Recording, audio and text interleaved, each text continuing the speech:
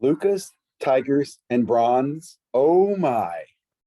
Genius or grifter? I ask you. Putting this video together, kind of share my experience with the Luka Tigers and Brons and get some feedback from, or solicit feedback from the community on what your thoughts are. Again, part of me thinks these guys are geniuses for what they pulled off. I'll put it that way. Let's go ahead and jump into some of the content here.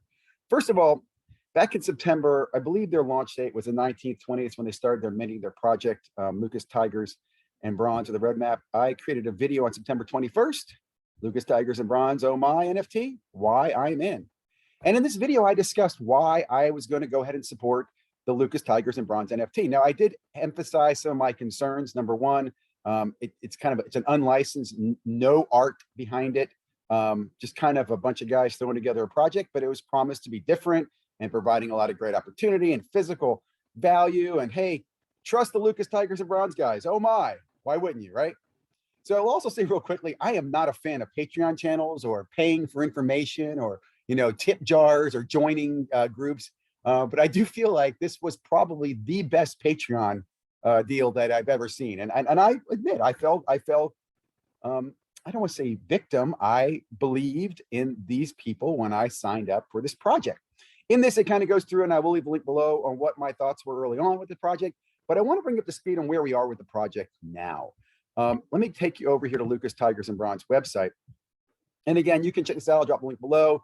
10,000 tigers are coming. Yeah, it's gonna be worth the wait. Different, unique art, each individual. Now, I want to stress something. I'll talk about this later on. The art, there was no unique art. The artist, I believe one of the creators, Cage, used his daughter to do the art. And I know that because somebody did ask in the Discord channel before this, why aren't they using a real artist? Why don't they pick an artist from the community? Why don't they, help promote somebody, put some real art? And I know Cage, again, there's a video of this. You can listen to him say it, but he's like, nope, I'm using my daughter. That's where we're going with it. And again, I understand. I have sons. I think it's kind of cool. Now, you can go in here and listen to all the stuffs. Like, I love this. You've seen many NFT projects drop, and they're totally plan. The NFTs drop, and then crickets. Well, right now, can you guys hear those crickets? Because this project is in cricket mode, and I'll get to that in a moment. In sum, we deliver value to our Luka Tigers holders. Well, as a Luka Tiger holder, I can tell you I have yet to see any value. In fact, it's probably the worst NFT I've ever purchased, and I'm disappointed where we are. Let's go ahead and look at the roadmap. Now, again, when this is out, I was new to these NFT roadmaps. I'm like, okay, what's this mean? Well, this one, when I think back and look at this again, 20% of the roadmap, when 20% of the NFTs are sold, which would be 2,000, because we're looking at 10,000 NFTs, they're going to do a slab giveaway. We'll give you the choice of a Luka Tigers owners to win a slab. You get either LeBron Chrome, a Fleer 86 Jordan, or a Chrome Kobe, which sounds nice, but only one of you will win this, right? I just want to point that out. So in 20% filled, so, roughly, I think it's $500,000 collected by the project, they're going to just give one person one slab. Now, I should have paid more attention to that, but I didn't. Next part, influencer airdrop. This one is probably the most vague of the story at all. 40% influencer airdrop. Andrew did work for Gary Vee, Yeah, so what? I mean, so once they're at $800,000 in sales, they're going to do an airdrop of more non-art, maybe? I don't know. Congrats. You're one of the early adopters into the raffle to win an NFT that the group chooses up to 10 ETH. So that's great. So 60% means they'd be roughly, I think, at 1.2 million. And they're going to give back 10 ETH in an NFT to one person. Again, so far we're 60% through and only 2 people have won anything. So I'm hoping there's some other hidden value that I'm not aware of. Don't know where it is, but would love to hear more about it. At 80%, 10 ETH deposited in the Tiger Club NFT fund, profits shared by the Tiger Club members. Now, this is one thing that I want to point out, that this Tiger Club member thing is very subjective. And when I asked about this in the Discord, well, what's a Tiger Club member? Am I a Tiger Club member?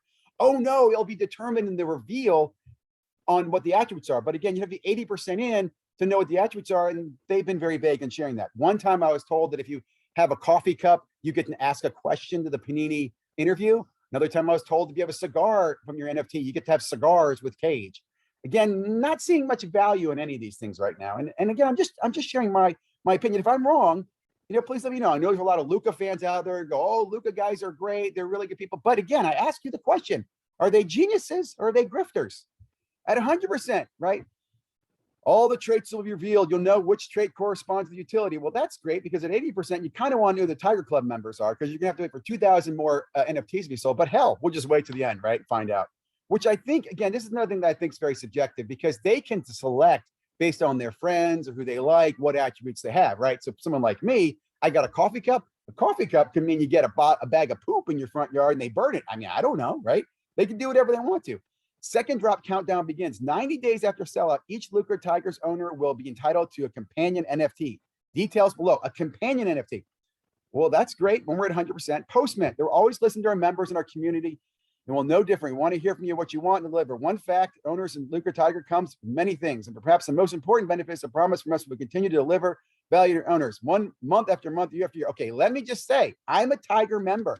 Tiger number 161. You can call me the Angry Tiger. Because, dude, you are a liar. There's been no value. You don't listen to me. You blocked me out of the Discord because I asked you too many questions. And now you're running your mouth all over YouTube, calling me a troll because I'm asking you questions about a project I bought into, idiot. Okay, let me move on. Bonus drop. 30 days after the sale, everyone who owns a Tiger will be entitled to a bonus companion. We have ideas in the utility of the future. We'll give you 3 to choose from. You decide. You'll be our sports theme game, Tiger Club. This is ridiculous. Who gives a shit? I mean, are we ever going to get to 10,000? I don't think we will. So again, you can check this out. Here's another thing I will point out that really irked me about this project. They didn't do any education on MetaMask, how to use MetaMask, how to recover. They just clipped the MetaMask and put it in their page, right? So if you look at other programs or other projects, they actually walk you through a tutorial. They'll show you a demo. They'll run a screenshot or screen capture. None of that here. This is why I'll say this is probably one of the worst projects I've ever been in where you can tell this was thrown around. This was, hey, let's do this in a weekend. Let's get this out. Let's get some members to buy our Patreon channel and let's make some money. And then my favorite is they talk about, hey, we're right here. We meet the team. Well, here's Cage Lawyer and here's Andrew. I don't know who the hell R3 or B3R Hunter is. And I have no idea who this one is because you can't see, but I will pull this up. Here is B3R Hunter, Shadowy Code Slinger. I don't know what to say. I mean, there's nothing here. I don't know who this person is. It doesn't make me feel more confident about the project. I actually feel a little more concerned now. So here's the best part. Let me go ahead and take you over to some slides that I put together. Here we are. Sorry, guys. Okay. Let's go by some project facts. As I mentioned this before, amateur artist, Cage's daughter, one of the biggest parts of the NFT world where people talk about NFT, they talk about the art, they talk about the community, and they talk about the utility. This project fails on all 3. There is no artist. I mean, it's a kid. Okay, that's cool. There is no utility at all. And there's been no value or nothing coming with the project. Promos to encourage buying. I've seen that. I do recall that they would give a promo. Hey, the next person to mint a Tiger will get a slab, you know, a PSA 9, Luka, second-year card or whatever the BS. Free slabs to buy NFTs. So when I went out and bought my NFT on my own and did it at 3 a.m. in the morning to avoid expensive gas fees, I didn't get a free slab, but they're using that promo to get more people to buy. Now that worked for a while. They got up, you'll see in a moment, to 322 NFTs, but that's it. Zero value offered to NFT holders. Prove me wrong, Luka guys. What value do you offer to the NFTs? I mean, it's not even like the NFT gives me access to anything exclusive. Your Discord channel is open to anybody who's a member. I am not. And your content is free. You don't have any special content. So tell me again what value is offered in NFT holders. I mean, I'm just curious, please, asking for a friend. Change the rules as they go. This is probably my favorite because, again, I did talk about this in one of the Discords where I was asking questions about a Panini interview coming up, and I was told, hey, if you have a coffee cup, you get to ask a question. Well, great, I had a coffee cup, so I asked them some questions. Then I was told, no, that's not the way we're doing it. Coffee cup means other things, and a necklace means this. So this is what I'll say. This is the only project I've ever been in. They change the rules as they go. They just kind of make shit up as they're kind of going. Oh, you know, if you have a tiger with a mohawk and a rainbow, that means you're part of the Ether Club. I don't know. Hell, make up anything you want because you can change it all later on according to your roadmap, right? Zero guidance from the project. I think this is probably what's bothered me and really pushed me on tilt right now. I've been involved in other projects that have stalled, who have slowed down, who haven't had the best buyout or whatever. But they've been honest, they've communicated, and they've done a lot of things to incentivize the community to make the project work, right? I've heard zero guidance from these guys. These guys keep getting on their YouTube channel and talking about how great their NFT is and how special they are and how wonderful they are. but I'm starting to wonder. I'm starting to feel like, again, like I just was, you know, buyer beware, and hey, I got what I deserve. So again, I'm going to get the value of my NFT one way or the other, guys. Lots of ETH purchased since the launch. This is one thing I want to point out, right? I'm going to go through this on the numbers with you in just a second, but let's go ahead and jump back over here to their account. So I want to take you over here to my account. Here's my Tiger 161. And I want to show you, this is one of the things that pisses me off the most about this project, where I totally feel hosed. Okay, I already spent, I think it was, I bought this thing. In fact, I can even show you. I think I paid, this is my first NFT project. Look at this, way back whenever. More. And this is my Luca right here. See, I paid $304 for this puppy. 32 of that was gas fees. 270 was in Ethereum at the time. Now, I want to point this out. Check this out. If I want to sell this, okay, and I'm just going to put 1 ETH there just to show you this, because I'm not even going to list this. But look at how much money it's costing me right now to freaking list this thing. $300 to just list it, just to say I want to sell it, not even guarantee a sale. This means I can list it for $300. Now, okay, I could wait for gas fees to go down. Ziggy, you're doing it at the worst time. I don't care. The fact that I have to waste more money to get rid of this damn thing, it's just about disgusting. And that's why I'll tell you, I think that's why a lot of people are stuck with them. They can't get rid of them. You can't even afford to list the damn thing because it's such a loss. Okay, let me show you a few other things. I want to take you over here to what I love about blockchain. As you can see, this is Cage's blockchain, one of the accounts that I found that he uses. And here are 3 of his NFTs that he has. And I only point that out because I think it's interesting that of the, right, let me come back over here. How many we have sold? 322. You're going to find that 3 of them are in Cage's wallet right here. And check this out. You got 16 of them. Is that right? 20 of them in Mamba's Fade, which happens to be Andrew's account. So 23 of the potential 322 are actually owned by the 2 founders. And I haven't found the 3rd owner. So maybe he has another 20. I don't know. But again, it's kind of like when you get into a break and you find out the guy running the break has spots in the break. I mean, because ultimately, those 20 entries, he could win his own card. He could win his own ETH. He could give it to him. He can also decide what attributes are valuable based on which freaking Mambas he has or which freaking NFTs he has. I mean, can this not be a little bit more sketchy? I want to bring this up too, is that, you know, you got Mamba's Fade 2 away. Well, you got to assume there's a Mamba's Fade away. Yeah, there is. Now, this one doesn't have any of these in there. Now, I'm wondering why 2 accounts. It's not a big deal. A lot of people have 2 accounts. Like 2 accounts are recommended. You should have a vault account and an active account. But I want to show you some things here real quickly on some of the activity, because this account seems to have been funded about a month ago, right? Which happens to coincide when that launch happened. So in my mind, looking at this thing from the outside, I feel like, hey, they grabbed a bunch of Ethereum selling 322, you know, Lukas. And what they do, they went out and just bought a bunch of NFTs for themselves. Hey, why not? You have nothing to do until you get the 20%. You have no commitment to do anything for the community until you send 2,000 NFTs, which I'm going to go out on a limb and say that's very, very unlikely to happen at this point. I mean, we can't even get to 500 right now. Okay, so you got these guys here. You got his activity here. Let's just go over here. I want to show you activity here on this one. And again, you can see all the purchases going on last 14. It must be nice to have OPM, other people's money. I think this is interesting. He's been buying these from other people. I guess you've been getting out of the project. Look, I'd love to get out of the project. It's cost me more than the freaking project's worth to list the damn thing.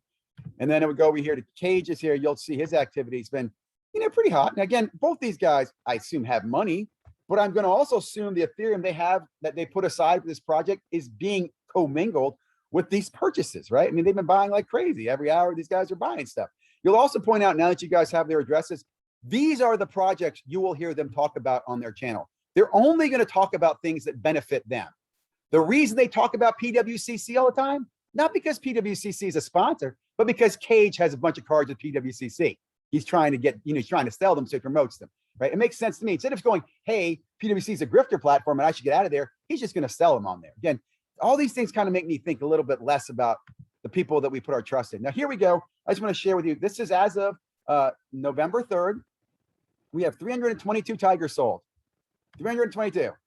That's it. What else did I want to show you? We got 146 owners. That means there's about one. Every owner has roughly 2. Well, we know one owner has 20 of these damn things.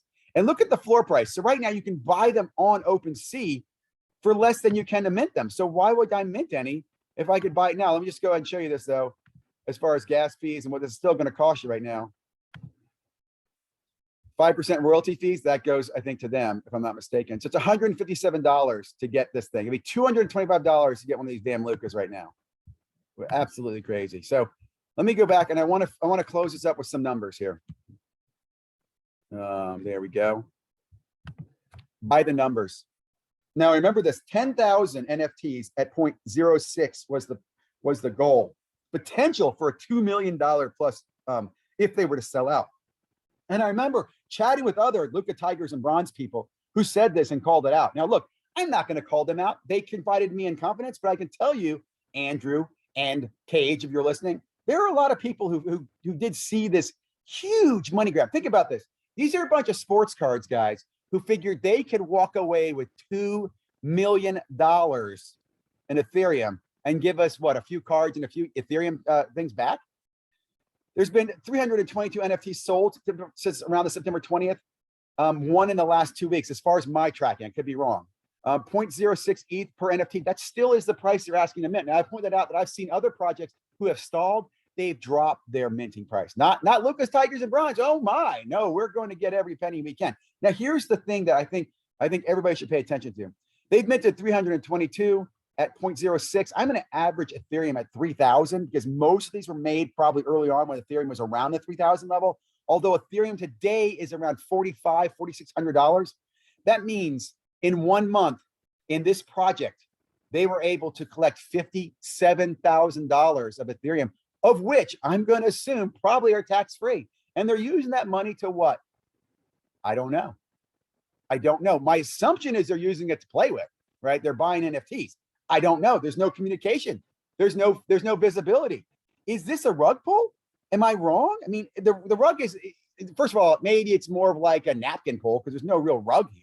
So I close by asking you this. Lukas, Tigers, and Brons, oh my. Is this genius or are these grifters?